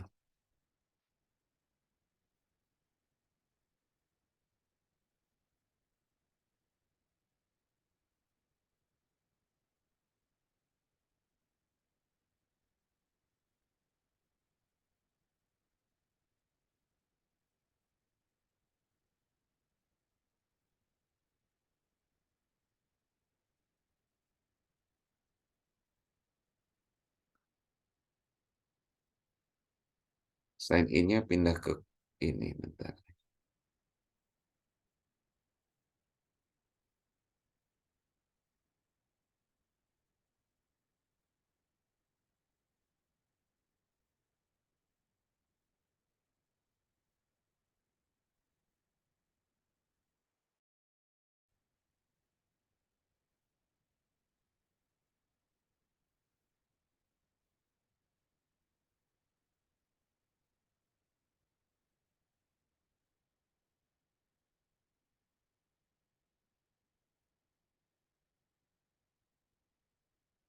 Bentar, ini mesinnya agak lambat. Jadi kalau bisa kita naruh robotnya jalan di mesin yang cukup cepat ya.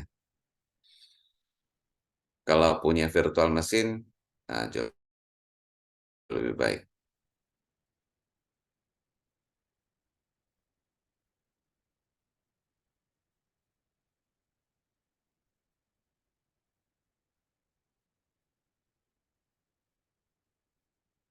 Ini sama jalannya di virtual mesin.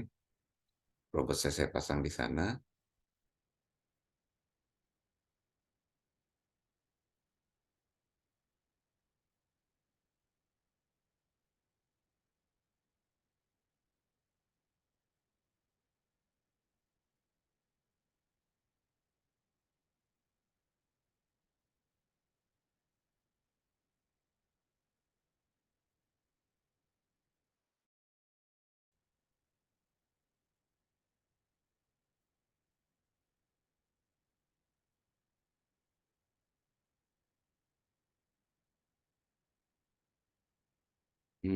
Ada yang mau bertanya lagi?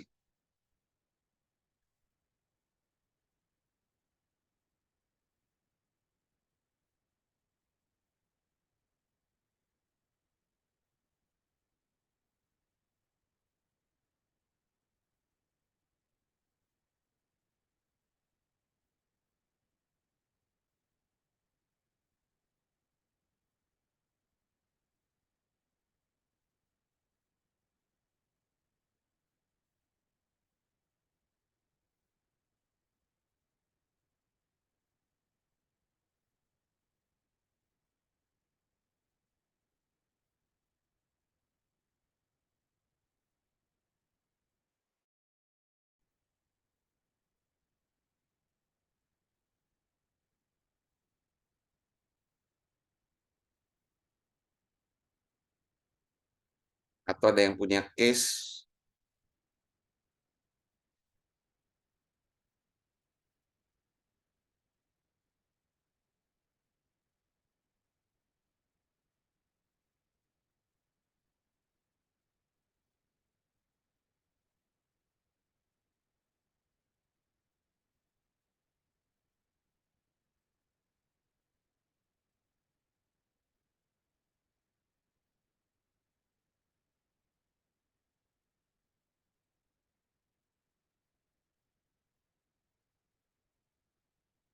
Eh, Sepertinya harus sign out.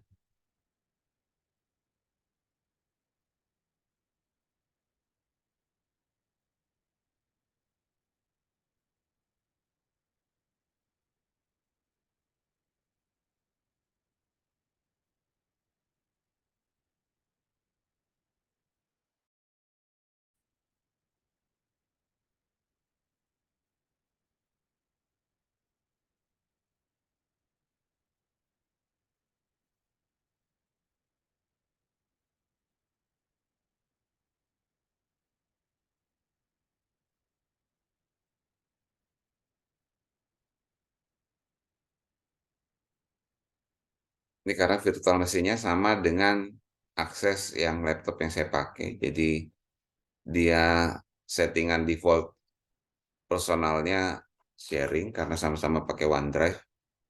Jadi ada yang di laptop saya, dia ada di sana juga. Gitu. Tadi ini di setting rubah logout di robotnya. Kelihatannya berimpact juga di settingan yang ada di sana. Sambil tunggu sign out. Tadi dengan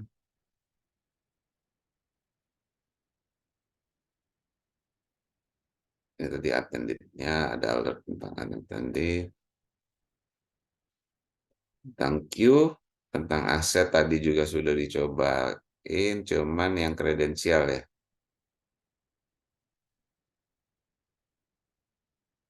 Kredensial ini misalnya ini ada akun login. Boleh ngajuin case, saya di kantor diminta untuk ngecek latensi aplikasi khusus setiap jamnya menggunakan ping.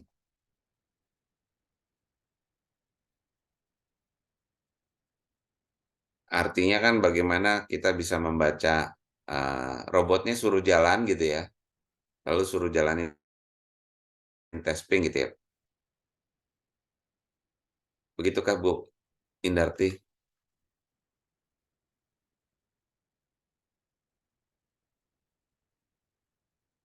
Oke, contohnya ngetes latensi berarti dia harus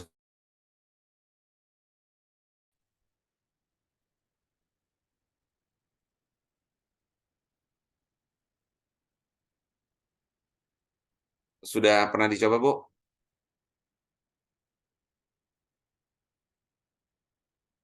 Misalnya dia suruh ping ke 888 gitu ya Bu ya. Ini sambil ini kalau teman-teman boleh coba, nanti kita di pertemuan berikutnya kita project test.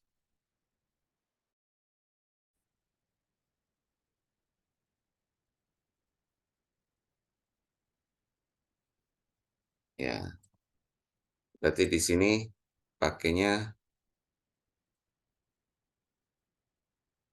use application.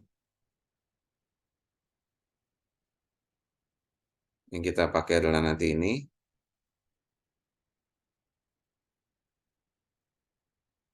Ngejalaninya di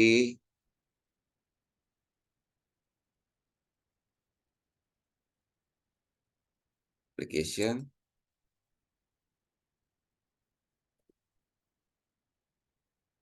type into,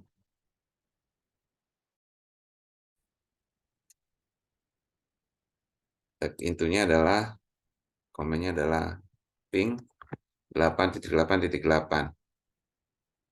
Google,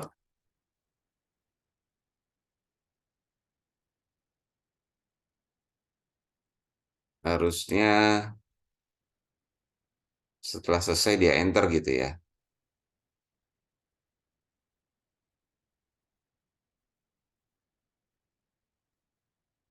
Bagaimana buka aplikasi? Sama seperti tadi open browser, Bu. Contoh,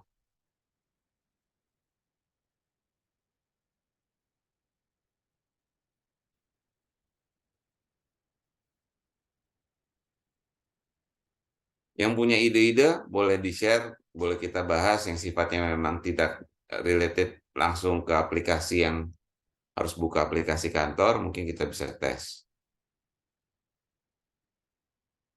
Jadi teman selesai juga semua bisa bereksplorasi dengan dia akan buka comment prompt. Nah, by default di use application ini dia defaultnya adalah setelah selesai dia akan otomatis close gitu si aplikasinya juga. Close-nya kita bilang never, itu bisa kita lihat ya.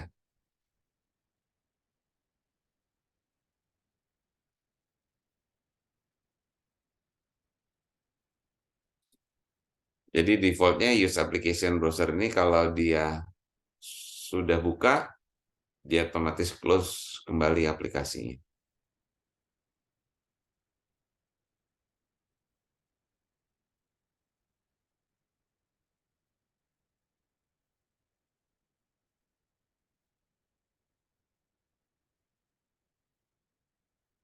Seperti ini, Bu.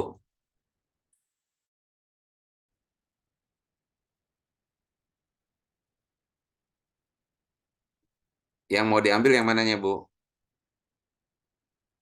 Boleh open mic supaya mungkin lebih gampang ketimbang saya harus buka tutup ininya.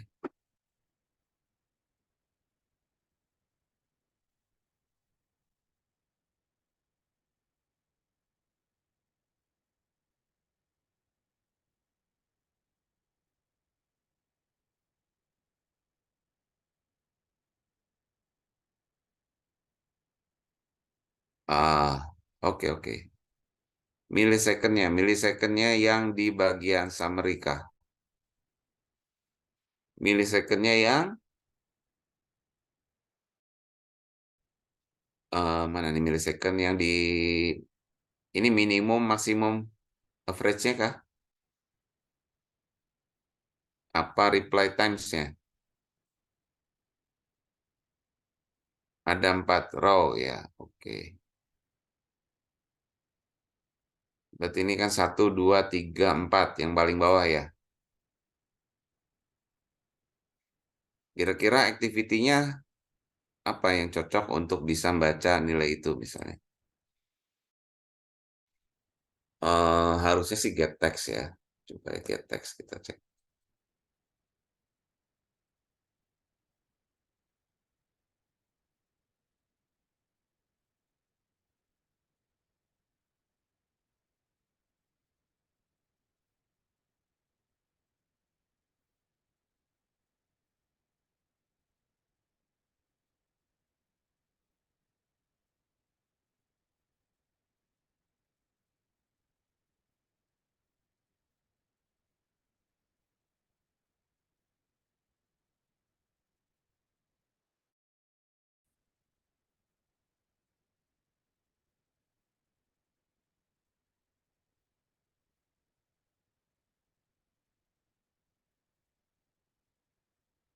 Oke, berarti kita hanya ambilnya minimumnya.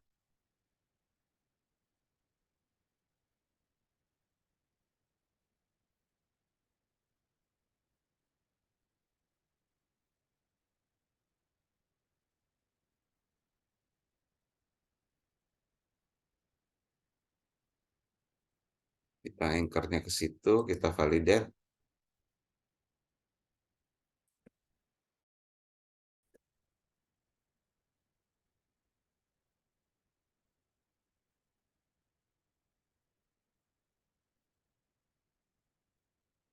Kita coba tes satu dulu ya.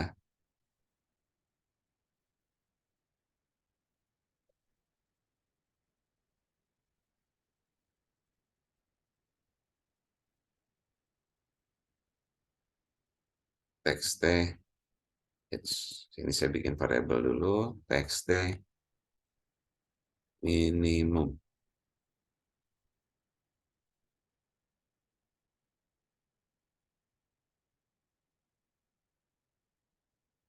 Variabelnya sudah ada.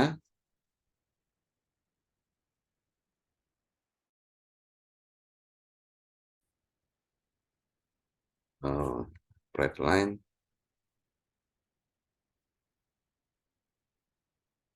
Txt minimum, kita mau tahu isinya apa. Supaya dia tidak ngulang lagi, tab pintunya saya matikan.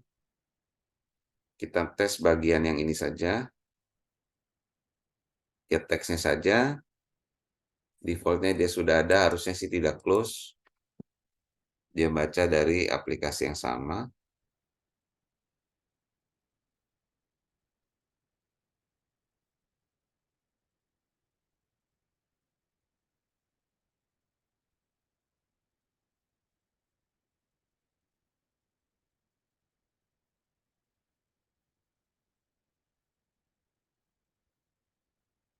Dia berhasil membacakah? Minimum 2 milisecond. Berarti nanti tinggal pakai, kemarin kan ada pelajaran namanya string manipulation gitu ya. Jadi kita tinggal manipulasi saja. Gitu. Artinya nanti mau simpan ke data table, mau simpan kemana? Ini ambil satu, misalnya nanti kita ambil get text lagi yang kedua.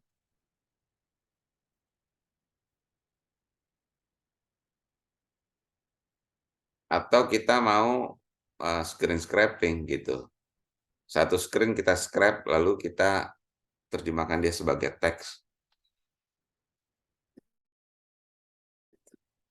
Kalau ini diambil get text satu-satu,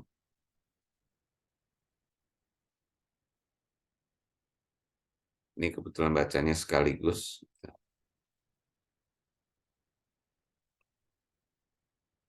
Nanti sama, elemennya banyak, kita kasih anchor-nya di sini. Confirm. Ini kita kasih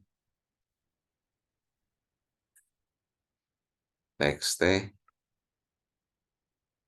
max average gitu ya. Berarti kita red line-nya adalah red line. Nah, ini pakai string manipulation. Ya, screen scraping berarti nanti kita mesti cari nih, gitu ya. Dia cari ketemu sampai teks yang mana, lalu kita scraping. Sebagai teks biasanya kan gitu, dia baca. Misalnya tadi kita bisa di sini adalah txt max average dot split dari karakter splitnya adalah koma, seperti kemarin kita kasih C, kasih indeks ke 0 gitu ya.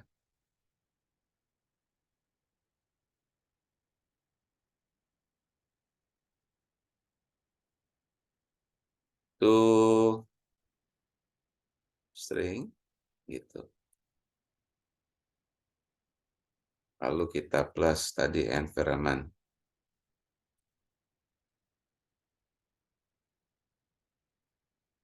Environment dot new line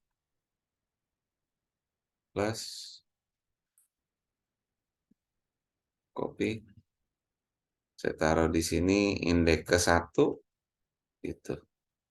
Untuk baca min dan max-nya. Saya coba jalankan.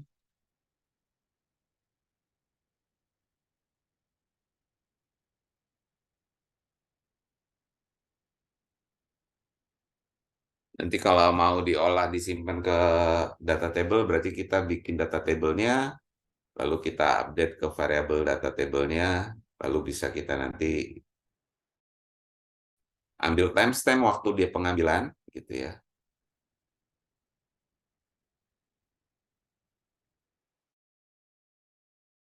Seperti itu.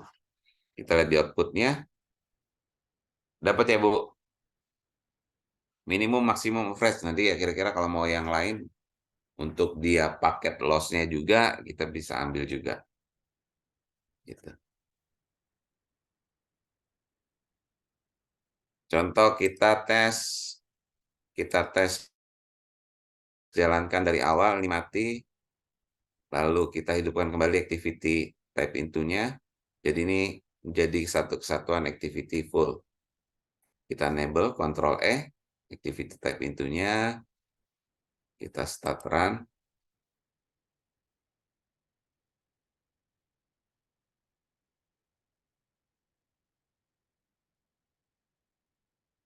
Oke, yang case-case yang lain yang punya kasus di kantor dapat tugas apa, atau ya kita bikin lah kalau nggak ini ya. Nah ini contoh saya pakai jalanin pakai uh, oh ini license kena nih ya, bentar, kenapa license-nya problem? Nah, ini selesai.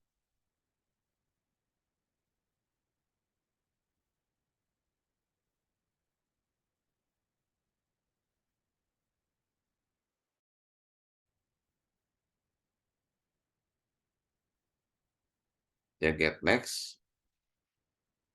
Oke, 294033. 294033. Artinya tinggal di schedule nanti supaya dia bisa baca.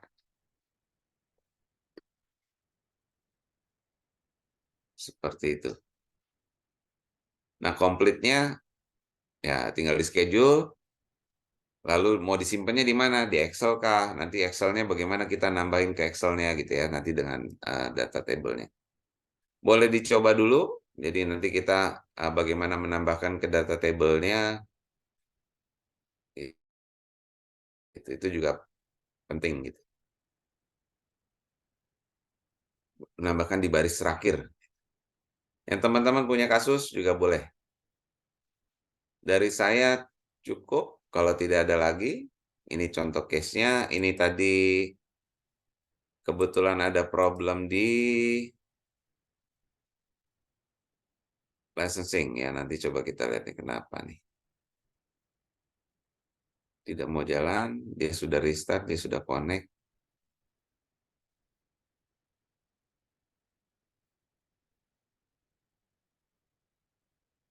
Saya kembalikan dulu ke admin, monggo. Saya sambil coba perbaikin. Mas Diva, Baik, Pak. yang punya case jangan sungkan ya, kita diskusi karena kita belajar sama-sama, kita coba explore, mungkin ada yang ide yang bisa kasih solusi lebih baik. Jadi selesai dari acara ini, kita dengan kegiatan ini juga kita bisa, masalah kita juga selesai gitu, terjawab, dan bisa kita langsung implementasikan.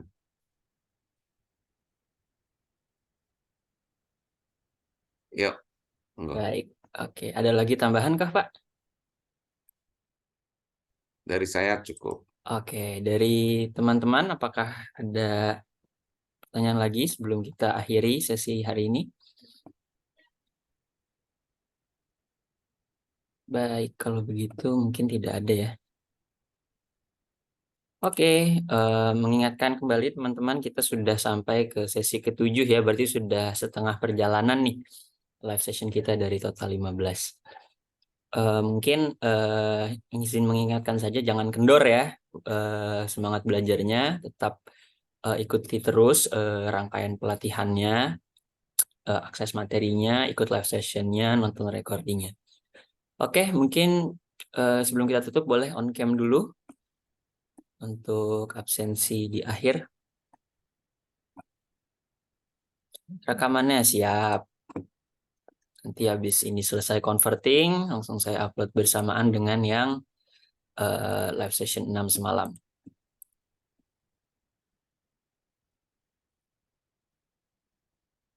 Oke. Ada lagi yang ingin on cam? Masih diberikan waktu. Oke, sepertinya cukup ya. Kita foto dulu. 1, 2, 3. Oke, sekali lagi. 1, 2, 3. Baik, oke. Terima kasih banyak teman-teman. Terima kasih banyak Pak Abraham atas pemaparan materinya pagi ini. Kita bertemu lagi hari Selasa depan ya. Untuk hari Selasa depan, mungkin hari Selasanya ada announcement dulu dari kami. Jadi harap bisa bergabung ya untuk sesi hari Selasa. Terima kasih. Selamat berakhir pekan. Selamat Oke. beristirahat. Selamat menikmati liburannya. Wah, dedenya ikut belajar nih Pak Dani ya. Ikut Sip belajar lah. RPA. Oke, selamat weekend gitu ya. Jangan lupa kalau punya case disiapkan buat hari Selasa.